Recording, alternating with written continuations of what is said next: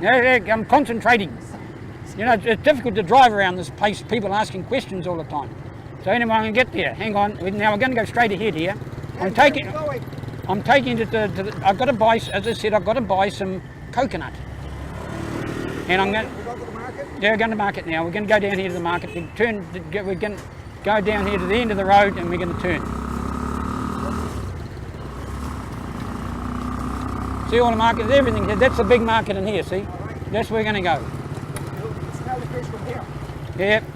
And they have nectarines sometimes. We should see if I can buy some nectarines. I love nectarines. The lady up there sells them sometimes. We might go and have a look later.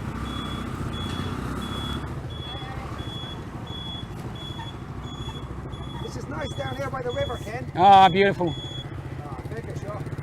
So we're going to turn up in here somewhere. There's something wrong with me throttle. Is it a big town, Ken? Ben Tre. No, it's a bit. Well, no, it's a beautiful town. It's a beautiful. Look at all the fruit here. Look. Now we're going to go up here. All right. You know.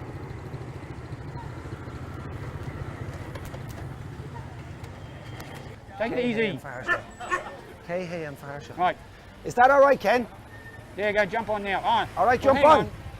Well, you might as well walk, actually. Are we actually going to drive through the market? No, you can walk. You just up here. I thought you told me to jump on. See what the scales are.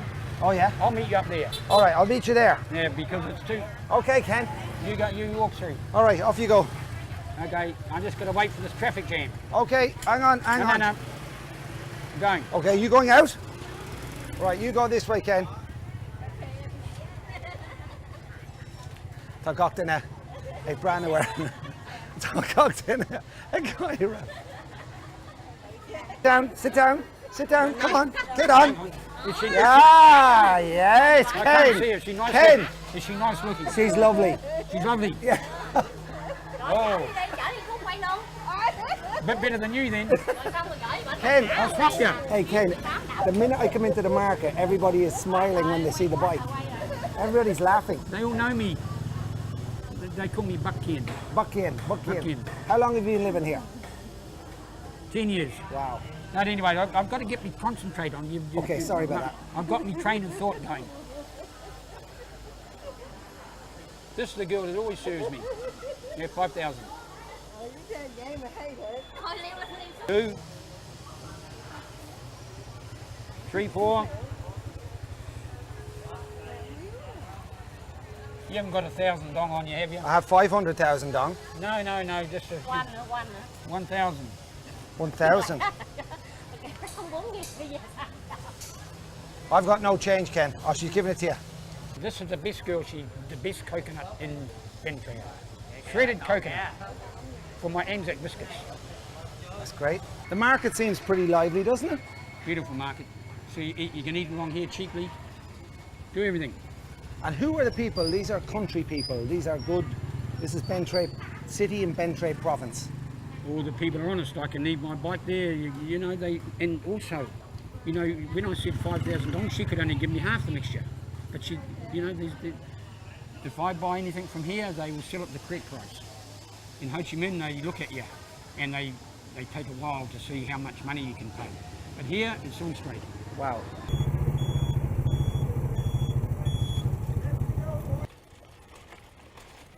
So go the All Blacks. Look at that, Oasis Hotel. Straight up, Ken. Straight up and around.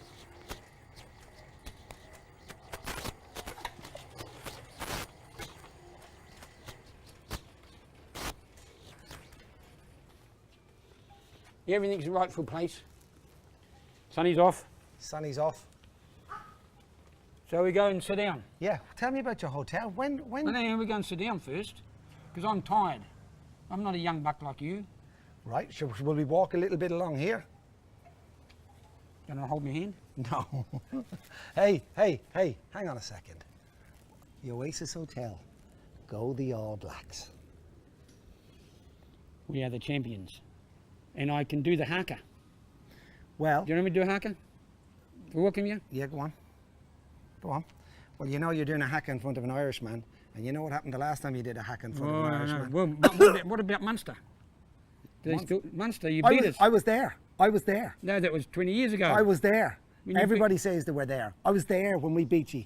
I was there the day, but Well, that's that. No, don't take it easy. Don't upset me. weren't you going for a world record and then you came across the Irish in Chicago? 15 Irishmen against the mighty All Blacks, and all of a sudden, boom, the bubble burst. But we respect the All Blacks. You're the #1 team in the world, and we are now the #2. Okay, Ken, bye-bye. Well, that's don't let me say anything. Okay. But you know, it's good at Chicago because everyone was talking about Munster. Now they're talking about Chicago. Yeah. And that was a good game because the Munster game wasn't. I've never actually seen that Munster game. Oh, that was a ferocious game. Ferocious on wet pitch, tough men. Those were the days when sheep were sheep and men were nervous.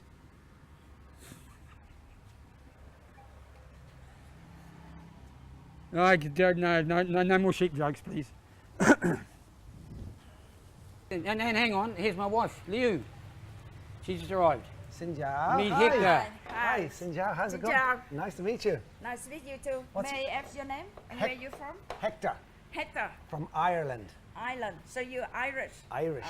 Nice. My good wife to has see been you. to Ireland. She's been to Ireland. Have you Yeah, yeah. 10 years ago, been? Where did you go? we landing in London and we got the big ferry for 3 hours go to From Ferrymead or something over to Hollywood. and to another Cool. island. And the future son-in-law, they make up and they ride about 2 hours by car to his family house. It's a small world. Yeah. And it's a small world because I was just walking through Ben Tre and I came out of the ATM and I meet this guy on that bike. Oh, I meet Ken on the bike, I hopped on the back, we went to the market and here we are. amazing. Thank you. And if it wasn't for him on the back, we wouldn't have got here, Liu, because the brakes failed. First time ever. Really? And he had to push. I pushed him up the bridge Oh, and then we came down the other side. this is the good part. the real terrible. But thanks for the welcome. So, would you like the beer? Ken, are you having a beer? Of course, I was going to think of something. What does the Pope done? No, I better not keep up the jokes. Yes, I'd love a beer, please. Can I get you some drink? I'd love a local beer. Local beer? Sure. Thank you. Wow. I have a beer set. Ken, No beer set, okay. I How- have a red. I'm going to read. Saigon Red. Saigon Rest. This is from French company. Been here for 100 years. Thank you. Yeah. No, come on, you can walk by. How's it going?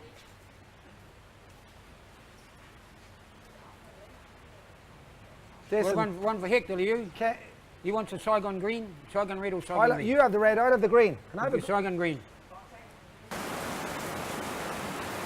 That's the wet season. November, it starts May the 11th. May the 6th, May the 7th, May the 8th. Starts raining and goes right through to November. non-stop? Every night. Look at it, it's lashing. But it's warm. You can go and have a shower if you want to. Free shower. Is that the Ben Tre or the Mekong? That is the Ben Tre River. 6 kilometres that way is #1 Mekong. 500 metres that way, #2. There's 9 rivers in the Mekong. So #1, #2, and there's 7 more. It comes through Cambodia as 1, and then spreads out to 9. That's why it's called the Mekong Delta. It's an incredible river, isn't it? What does Because it, everything happens on the river too, Hector. Everything happens on the river. You know, you can drive around the roads and you don't see a thing. But you get on the waterways and you see lots of stuff. It's still, because they can't all the coconuts by boat. Everything. Rice, bricks, kilns, everything.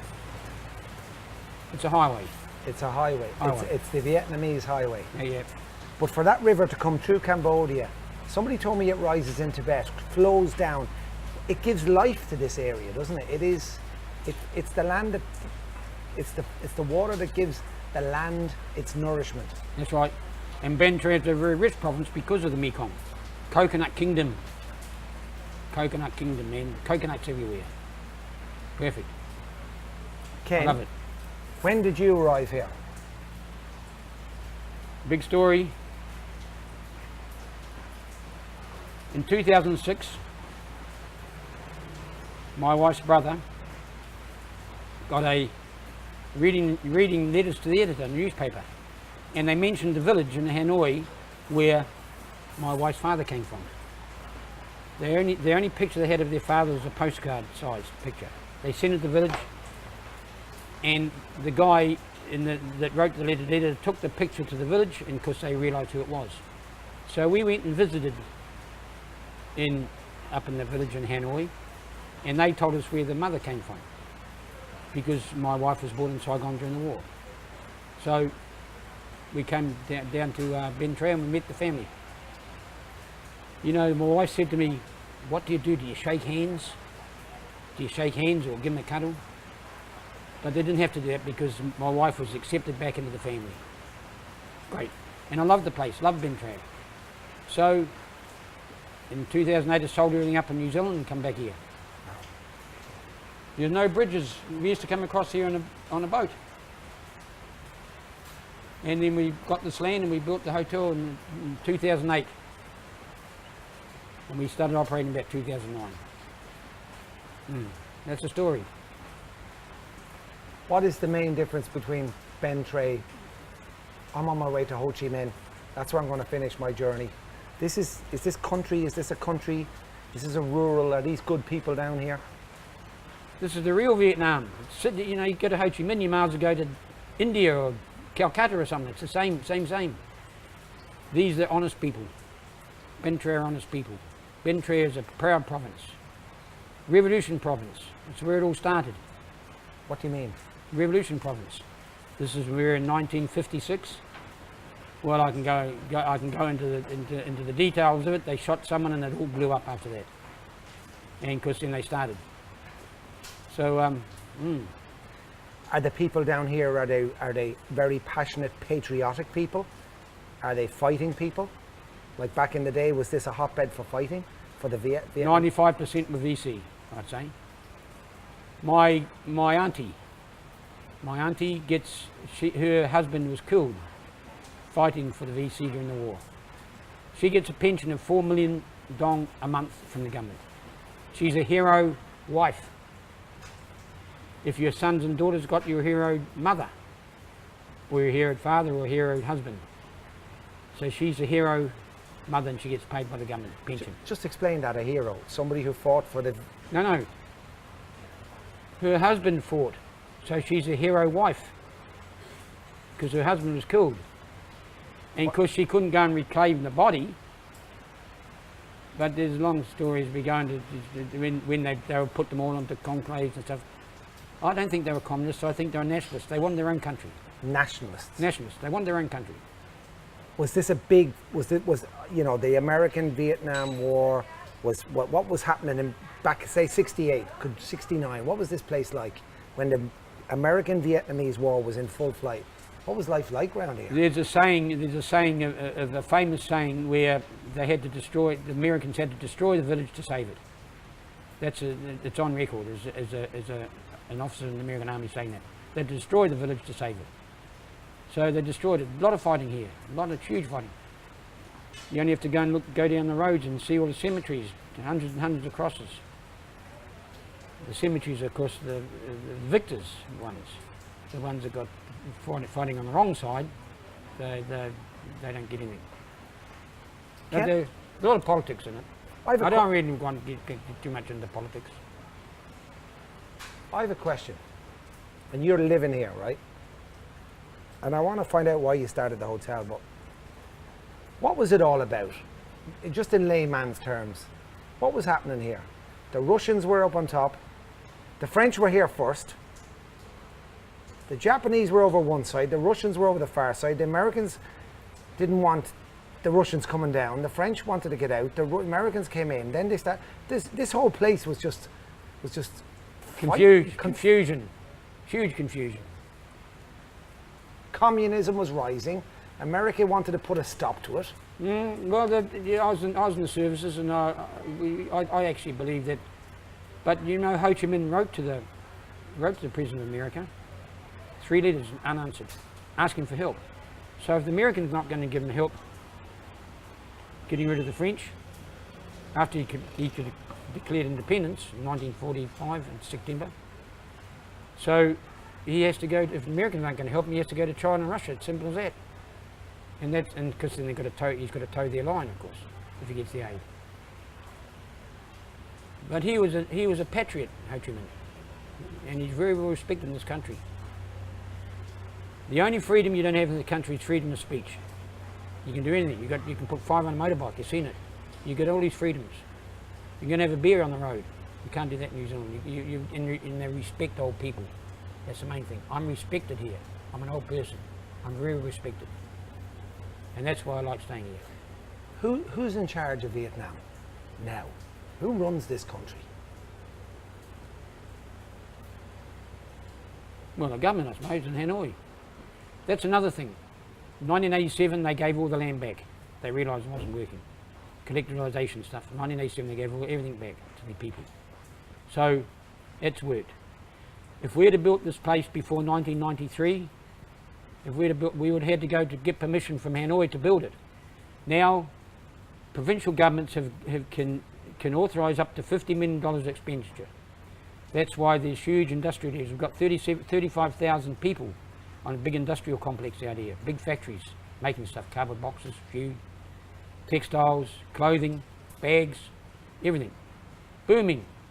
Is Vietnam booming? Booming. Booming. Like never before? Since 1997, I think, booming. They were very stagnated before that. They didn't like they didn't like Americans, but now they welcome investment. So that's the turnaround, big turnaround. Just go back to everybody knows Vietnam. It's got a history. It's got tradition. It's got all these things. It's got war. It's got the American-Vietnam War. Are there any vets coming back?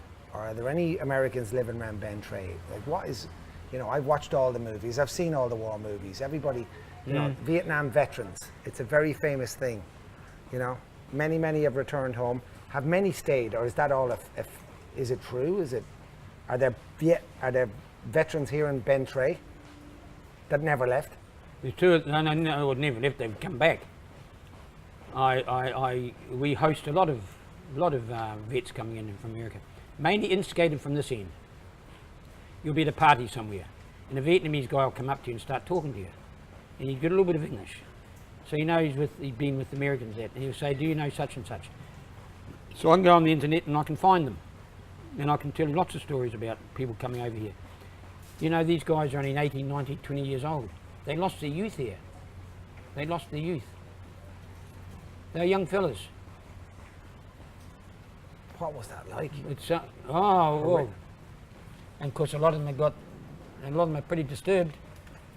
But when they come over here, they go back better guys. The stories are really humbling. Just bring tears to my eyes when I talk about it. Why did you open a hotel? What was your ethos? Why a hotel? Well, because when you get old, you become unemployable.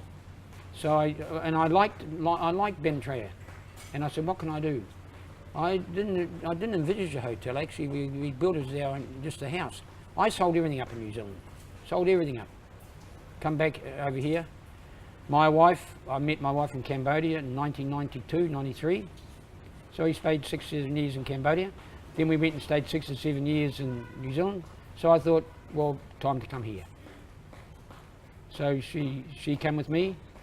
She stayed with me in Cambodia. We went to New Zealand, got married. She stayed there, raised a family, got all the family educated. They're all good people, they love me. I've got 7 kids. And one of them's staying here now. He's just left, he's gone to visit his uncle. But they're good people. So, yeah. What about the French? What do the Vietnamese think of the French? I mean, everywhere I went in the last couple of weeks, the French have been here. The French have built this place. The French ruled this place. The French, this was Indochina, wasn't it? All of this area. The French were here before anybody. Well, the French were here for 100 years. 1854 they came into Saigon, a long time ago. And they left in 1954. Was it? 1940? Yeah. 1854, 1954. Yeah. But Ho Chi Minh declared independence in 1945. Ho Chi Minh was supported by the SIS, foreign the CIA. He had 20,000 well-armed troops. He had a Ministry of Education, Minister of Health and all that. As soon as the atomic bomb went off and Japan surrendered, sorry boys, you can all go home. So he declared independence. And he declared independence all throughout Vietnam. And then the world in its wisdom decided you can have half your country. And that's why the war started. Because people didn't want to go back the old ways. But the French, they wanted the south because that's where the money was. The rubber plantations, the rice production, and they huge amounts of investment in there. Very complicated situation. And in hindsight we can look and say it was wrong. But during those days maybe they were trying to fight the communists. Maybe China and Russia were using Ho Chi Minh, I don't know. Because he had to have them to fight the French. What do you think now? Where is Vietnam in the like along Southeast Asia? Very, very popular part of the world. Busy part of the world. It's getting busier here. Where's Vietnam? Is it behind Thailand? Who's the leaders down here? Who are the big boys? Who are the big players here? I don't know. I can't answer that question. Sorry, Hector. I don't know where Vietnam's standing, and I don't want to guess it. That's too politically sensitive for me to say anything like that. Are there many Chinese coming down? Tourists? Who's coming here? Who's coming to Ben Tre? Because I saw it in Cambodia, the Chinese and the Koreans are loving it. They're coming down here. But Vietnam, I didn't see many tourists in Ben Tre. Well, no, all the foreign tourists come here. It's a quiet season, though. Quiet season. But there are a lot of tourists come across and do one-day tours from Ho Chi Minh City. They don't come and stay here. You know, there's tours and tours. I don't like it when they have the... You in your travels you might see coconut candy being made. They use a wood fire. But because the tourists coming, they've got electric fry pans. And when the tourists come, they turn the electric on. And when the tourists go, they turn it off. So it's a false tourism. False tourism. But Ben Tre is still real. It's still real. Did you ever think you'd end up by the river in southern Vietnam, drinking a cold Vietnamese? When I was 12 years old, in my book, I can remember looking. When my family moved up north, I can remember looking at the map and seeing Auckland in New Zealand, and I said, I wonder if we ever go there. So the world changes. Now, I think when I come to Asia, I knew that I wanted to stay here. The people are really nice. You know, you go down to the poorest place and right down at the end of the island here. They have the dirt floor, but they always put a meal on for you. And it's clean. They put a meal. They don't have the latest TVs. They don't have the latest this. No, what is it? Commercialisation, what's the word? Commercialisation. Yeah. There's none of that. And they're proud to welcome you. That's what you're saying. You've been welcomed everywhere in your trips and travels. So I don't understand that. But I like it. I like the system.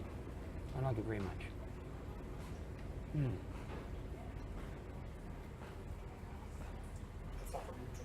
Good, Ken. Excellent. If I was in New Zealand and you know, where you got Irish people and you got the English running it. Okay, Marcus. Is it clap time? Just be careful on the shot of the Hong and the coconut shot.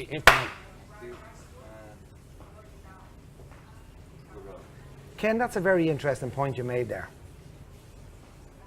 With all the stuff that was going on here, they were nationalistic, proud Vietnamese, nationalistic people. You've never seen so many proud people in your life, and it's real proud.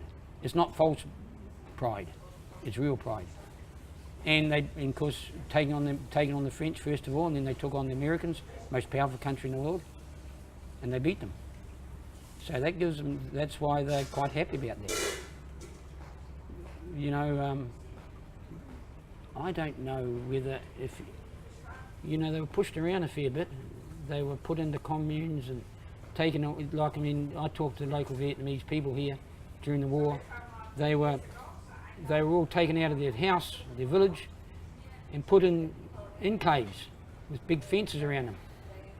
And anyone that was out that enclave could be shot. Well, they all wanted to go back and tend their gardens and look after the house. So they did. And they had a lot of trouble. So 95% of Ben Tre, that's what I've been told, were supportive of nationalism. I don't see VC means Vietnam Communism. It should be VN, Vietnamese nationalism, because they're nationalists. They were proud people. They wanted their own country. They weren't fighting for an ideology. They were fighting for their country. And it's a different thing too. That's why bloodletting. They deserved to win.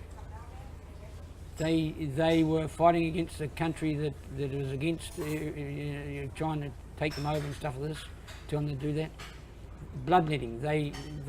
Everyone in Vietnam can relate to their mother, their father, their uncle, or their grandfather, grandmother were fighting for the same principles of nationalism. Simple as that. They didn't know the ideology. People say communism, but you go and talk to the village down here, what's communism? You won't have a clue.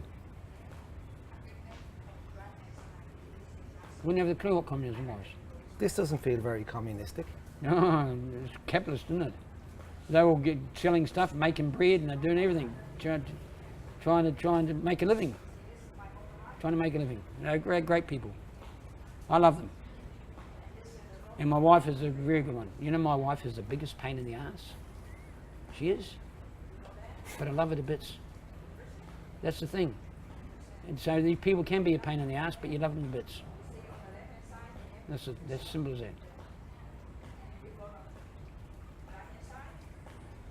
I was in the army. I was in the Air Force for 6 years, and I was in the army. Done specialised courses in the army. It's on record of doing that. But lucky enough, I didn't come to Vietnam. You were a diver. How many jobs have you had? You better read me book. Have you written a book? I've written a book. I'll go and get it here. And I'll add. Whoa.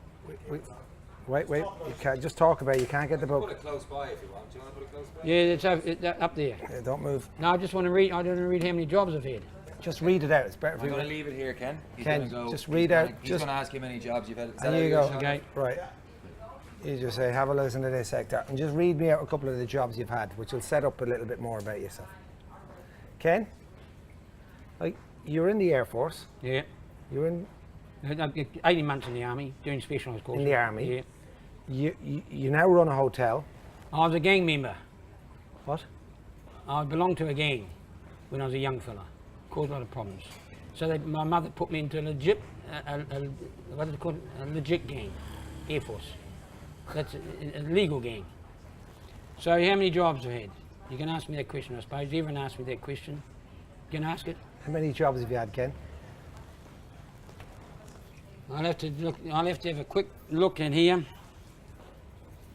I think it's written in my book here. What have I been? When did you write the book, Ken? Took me 6 years. Took me 6 years to write this. Well, I didn't write it. I talked on the tape recorder. When I came to Vietnam, I can't speak Vietnamese language, so everyone's talking Vietnamese. So I'm sitting by myself. No distractions. So I picked up. I said, "What am I going to do?" Because people used to say to me, when after drinking a few beers, "Why don't you write a book, Ken?" So one day I said, "I'm going to do it." So I picked up. I got a tape recorder, and I started recording it. And I talked for every. You got to be in the mood. You got to be no problems. You must know that yourself. You've been a well-travelled guy. You got to be in the zone. You got to be and feel it's right. And I started talking, and I kept going on. So anyway, I'm going to have to look at this book to see how many jobs I've had. I know I was conceived when the atomic bomb went off, along with a lot of other people. I think the Japanese surrendered, so there must have been my mother must have been throwing it around. All right. Here we go. The first job I had was I ran away from school at 15. Day I turned 15, I said that's enough. I didn't have to have schooling, so I left. I was in the second month of the fourth form. I don't know what that is called, and they've got all these grades now. So I went down the road and I got a job as an optical glass fitter, making glasses, grinding glasses. And then I went to big stories, because you've got to read my book to get all this. Then I went to an assembly line worker, and when I was working the assembly line, assembling Holden cars in Wellington, I belonged to a gang. My mother said to me, at 18 years old, 3 years after leaving school, I decided to go back and see Mum. So I went and saw Mum, and I remember getting on the bus and coming back to Christmas time holidays. I'm going, and Mum said, "You know, we love you, son. You're always welcome home." I went back to the assembly line worker, and I was going down. I saw the big sign: General Motors, Holden cars, and Kelvinator refrigerators. And you'd sit there. It's such a dull job. I sat in the gutter, and I watched all these people going past. Good money, 20 pounds a week we're getting. Good money, and I cried my eyes out. What a fucking fool I've been. I've ruined my whole bloody life. I went back home to Mum. And I became a shepherd, crayfisherman, and done all these jobs. And then I became a garage mechanic, and that's when I realised that mechanical things, that's what I want to do, mechanical. And they put me into the Air Force. You know, you can hear my life story here. They put me into the Air Force. I was a truck driver. I went to an aptitude test. There were 6 of us in the room. The 5 were left after 20 minutes. I only got to finish the first question. I didn't have a clue what they were talking about. So I could only get in as a truck driver. I went as a truck driver, but I got married. I got married early, 21 years old. I got married, because I used to get married in those days, 21 years old. And I bought a car. And I used to go across the mechanical motor section of the Air Force, borrowing tools to do all this work. And the flight sergeant, Larry Cooper, best man in the world, bestest guy I've ever met, because it turned out he said, "Ken, what are you doing?" I said, he said, you doing all that work yourself? I said, yeah, because I used to ask for the manuals how to operate this stuff, honers and clutch aligning tools and stuff like this. And he said to me, "Ken, you shouldn't be a truck driver, you should be a mechanic." I said, yeah. I said, I didn't have any education. So he said to me, "Ken, how would you like to go back to school?" So they sent me back to 6 months engineering course in the Air Force, full on. After 4 months, I'd never a clue what was going on, didn't have a fucking clue. You know, the 3 instructors there, they come up and says, how long, they knew I was struggling. They said, "How long do you have for lunch, Ken?" I said, "An hour." They says, "You take 20 minutes for lunch, you'll be back here at 12:30 every day, and we'll give you extra tuition." Those guys, it makes me tears in my eyes. Those guys put 2 months of their work and tutored me personally. So why do they do that? I don't know. Maybe they thought there's some goodness in me, but they tutored me and I passed my engineering course, become a mechanic. And I got qualifications. When did you arrive? What year did you come to Southeast Asia? 1993, I was on a plane.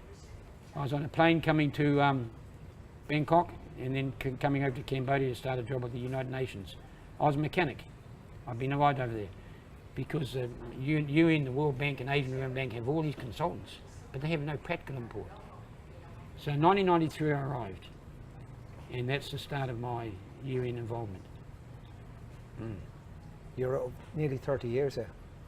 93, 2003, 2013. 30 years ago. Well, I met my wife in 1993, got married in 97, so I've been married for 21 years. Still going strong. But yeah, so Cambodia done well. Cambodia's a great place. But I don't again, no, that's enough. So that's my life. But I must admit my younger days weren't very good. I'd done a lot of bad things. Robbing and stealing. You know, when I went up north to see my mother, and she said, "I love you, son," when I went back, the 5 gang members I was with, they broke into a sports store, and took rifles and pistols and ammunition, robbed guns. They all went to jail. Lucky enough, it's the toss of the dice, isn't it, where you are. If I'd been with them, I would have been with them. But I was up home with my mum. And my mum's still alive, and I love her to bits too. Good. Good people. Good stories. Heart-wrenching stories. Many to tell. Good stories? Ken, man, that's a great story. Yeah. Leave it at that for a while. Ken, life here in Ben Tre in Vietnam. You said, you know, you can grow old in Vietnam. What did you mean by that? Respect. You know, they don't have old age homes. So that means everyone is related to an old person. They see people, they see the suffering that old people have. They go through the, is it humility? What's the word? Humility? I'm not very good at big words. Humility. Humility in it. Humility, yeah. They mind each other. Yeah, they have an affinity. Is it Yeah. an affinity to each? To the young people seeing, they're bringing up their fathers, and they see them. You know, maybe they're, and we put all our old people away. So the young people have that knowledge of that, and old people are very respected here. I don't know when I don't know what will happen to me, but my wife has promised me that she'll look after me and the staff will look after me, and I'm quite happy that will. But we tend to put our old people away. We hide them. They're in rest homes, old age homes. Here they don't have it. I can take you now and show you Joker's sitting out on a balcony around the streets. They wheel them out in a wheelchair and they watch the traffic go past. They have a cup of coffee and they go back inside. Isn't that good for an old guy? The family's surrounded by the family. Yeah. What does that say about these people? What does it say about Vietnam to you? And you're living here. Because that's a... No selfishness. I don't think there's selfishness is the word. I don't know how to say it. I'm not a man with big words. Simplicity. It's simple, caring. They're definitely simple, they're caring, and they haven't been tainted by what's supposed to do, what life is supposed to be. I don't know. I haven't got a clue what to talk about. But all I know is they're good people, and their heart's in the right place. That's it. Their heart's in the right place. When are you going to get a haircut? You know, I went to a meeting the other day, and I had my top button done up, and the Joe came up and done my button up. I see some hair hanging out here. Did they like the long hair over here? Well, I don't know. You got a hat on, so it's not so bad. Tell me the story before we finish about having a pen in your shirt when you go to a meeting with a Vietnamese meeting, the bank manager or something. Tell me about having a pen. Well, that's why I put the pen in here, of course. When you go to a meeting, you have to have a pen in your pocket. It shows you've got a little bit of authority. So when you go to a meeting in Vietnam, if you sit around the table and they bring the tea out. And this is the problem you have. You know, I was representing a company one day. They said, come over. They were making sports shirts. And the guy said to me before I left, you'll have to buy a suit, Ken. I said, what for? He said, you're representing our company. They haven't got a clue what's going on. You sit around the table in casual clothes. If a guy walks in with a suit, he's an easy target. But you sit around in casual clothes and you look, and I can tell who's in charge of that meeting by the way they pour their tea and the way they accept the tea and who accepts it and who pours it. I can tell straight away. How do you do that? The way they hold their hands. Who gets the tea first? Who gets the tea second? Who gets it third? Who gets it fourth? And who gets it fifth? The youngest person, like if I ever went to a party, there's no way that an old guy would serve the drinks. So the youngest person has to serve the drinks. And the different ways of handling stuff. You know, you get two hands like this, you've got a hand like that, you've got two hands like this. It's all different ways of doing it. I don't know what their culture is. American guy, Dennis Coe, he's a good friend of mine. He's sick now, got diabetes in America. Best friend. He taught me a lot of it. He was over here in '97. Ben Tre lived here. He went back about 4 years ago, sick. He had to go home. But he taught me a lot, and then I picked up a lot too. Wow. But you've got to be interested in it. You've got to assimilate into the culture. You've got guys coming over here, they don't do that. They go to these bars and that, and all they want to do is go with the young girls and stuff like this. It's, you know, it's degrading. You know, if you go out with someone in Vietnam, you don't show too much emotion. You don't rub their leg or something. But these people do that, and that really annoys me. They don't assimilate into they don't try to accept the culture of Vietnam. They look down on Vietnam. They don't look up. Yeah. I'm glad I met you at the market. So anyway, you only had one beer. I've been doing I'm glad I met you at the market, Ken. Well, I'm glad I met you, Hector. I'm glad I bought some designated coconut. I'm going to Google that word. Decimated? Designated? No, it's designated coconut. Shredded. Beg to differ, but I'm going to prove you wrong here. I'm going to go and get the. Hey, hang on 1 second. I'll finish you with this. You know, you said to me, where are you from? Ireland. You said, have you kissed the Blarney Stone? You must have kissed the Blarney Stone 4 or 5 times, have you? What do you think? I'm full of it. No, but you have the gift of the gab. Well, no, it's full of the blarney. But you've done it too, I should imagine. You were born by you were born. I wasn't born close to it. I wouldn't kiss it. All the tourists kiss it. Yeah, they spray it though. They spray it now. Oh, they clean it every night. No, they clean every. They got a spray thing, a disinfectant. Every day kiss it, they spray it again, wipe it down, and you go backwards. Because I always thought it was a rock at the end of the Land's End or something like that. I didn't realise it in Bunrandy Castle. Castle, Bunrandy. Not Bunratty, Cashel. Bunratty. Bunratty, the Blarney Stone is in Cashel. What's Where a is it? castle? It's not in Blarney. Oh, it's Blarney Stone, yeah. The Blarney Stone. They don't even know you. He's an Irishman. I know more about it than you. That's strong beer, Ken, isn't it? Yeah. The Blarney Stone, yeah, it's in Blarney. Bunratty. No, it's not Bunratty. You know, I'm a very curious guy. I always wonder how they went to the toilet. Now I know. You know, if you look at a castle, you square and there's a tube coming out. The crap used to go out straight and land there. And that's where they got the first gunpowder from.